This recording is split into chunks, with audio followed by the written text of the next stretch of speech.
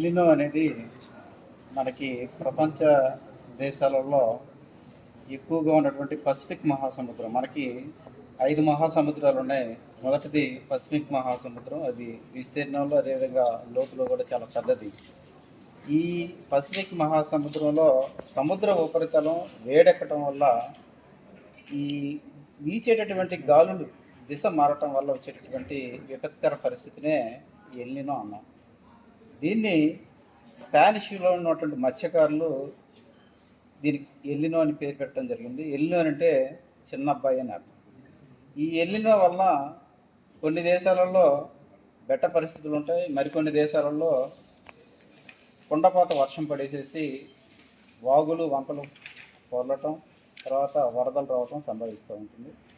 ఇదే పసిఫిక్ మహాసముద్రంలో ఎల్లినో 7 నుంచి 12 నెలల వరకు, కొన్ని సందర్భాల్లో 18 నెలల వరకు పొడిగిన తర్వాత వెంటనే లానినో అనేది వస్తుంది. లానినా అంటే చిన్నమ్మాయి అని అర్థం. ఈ లానినా వల్ల సముద్ర ఉపరితలం కొంచెం చల్లబడేసేసి కొన్ని ప్రాంతాల్లో ఎక్కువగా వర్షాలు పడటం ఎక్కువగా జరుగుతూ ఉంటుంది. అంటే ఒకే మహాసముద్రంలో వచ్చేటటువంటి సహజ పరిస్థితి ఇది. ఇది ఎక్కడో కొన్ని వేల సంవత్సరాల నుంచి సంభవిస్తున్నటువంటి పరిస్థితి. అయితే ఈ స్పానిష్లో ఉన్నటువంటి మత్స్యకారులు దీనికి బొడ్డు కోసి పేరు పెట్టారు ఎల్నినో అని. ఆ తర్వాత వాతావరణ శాఖ వాళ్ళు లానినా అని పేరు పెట్టారు. దాని తర్వాత సంభవించేటటువంటి పరిస్థితి. అయితే ఇది కొన్ని సందర్భాల్లో మనం చెప్తున్నట్టుగా బెట్ట పరిస్థితులు వస్తాయి, వర్షాలు సరిగ్గా రావు, నైరుతి ఋతుపవనాలు, ఈశాన్య ఋతుపవనాలు వాటి పరిమాణం తగ్గిపోతుంది, వాటి రాకలో ఆలస్యం కలుగుతుందని చెప్పుకుంటా ఉన్నాం. అయితే కొన్ని ప్రాంతాల్లో వర్షాలు ఎక్కువగా కూడా పడేటటువంటి అవకాశం కూడా ఉంది ఈ ఎల్నినో వల్ల.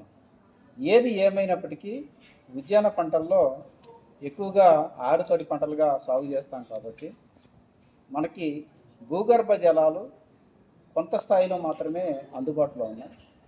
మనకి అందుబాటులో ఉన్నటువంటి భూగర్భ జలాలు కానీ, అదేవిధంగా మనకి ఈ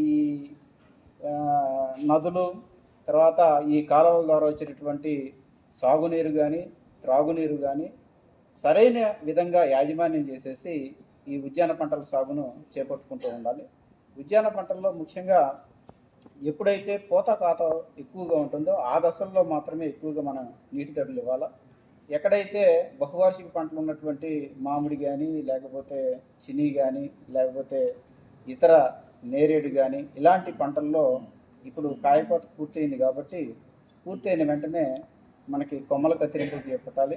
అందులో భాగంగా అడ్డదిడ్డంగా పెరిగిన కొమ్మలు కానీ, అదేవిధంగా చీడపెట్టలు బారిన కొమ్మలు, అదేవిధంగా ఎండిపోయిన కొమ్మలు, నేల బారిన కొమ్మలు, అలాంటి వాటిని కత్తిరించుకోవాలి.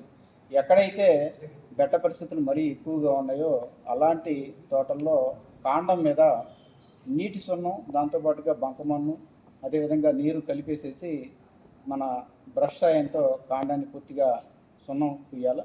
ఇక దీంతో పాటుగా ఎక్కడైతే ఈ అనంతపురం జిల్లాలో కొన్ని బత్తాయి తోటలు ఎండిపోయినాయో అలాంటి తోటల్లో ఈ కాండం నుంచి ఒక మూర వదిలేసేసి అన్ని కొమ్మలను వెనక్కి కత్తిరించాలి. ఇది ప్రధానమైనటువంటి విషయం.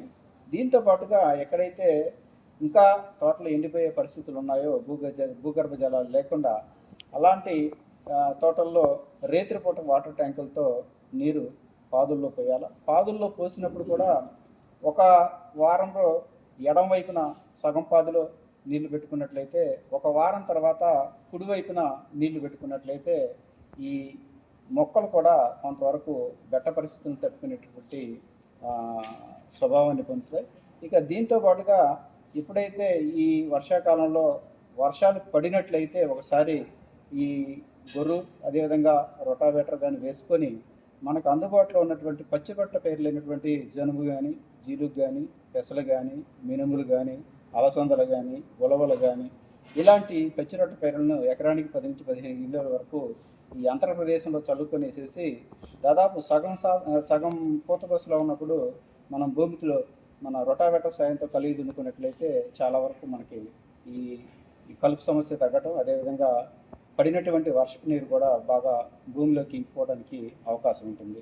దీంతో పాటుగా ఎక్కడైతే ఈ ఎరువులను, రసాయన ఎరువులను మనం వేసుకుంటామో, ఆ ఎరువులను భూమిలో వేయకుండా సాధ్యమైనంత వరకు నీటిలో కరిగేటటువంటి రసాయన ఎరువులు 319 కానీ, లేకపోతే 13,045 కానీ 5 గ్రాములు లీటర్ నీటికి కలిపేసి ఈ మొక్క పైభాగాల్లో పిచికారీ చేసుకోవటం వల్ల కూడా కొంతవరకు బెట్ట సమస్య నుంచి అధిగమించడానికి అవకాశం ఉంటుంది.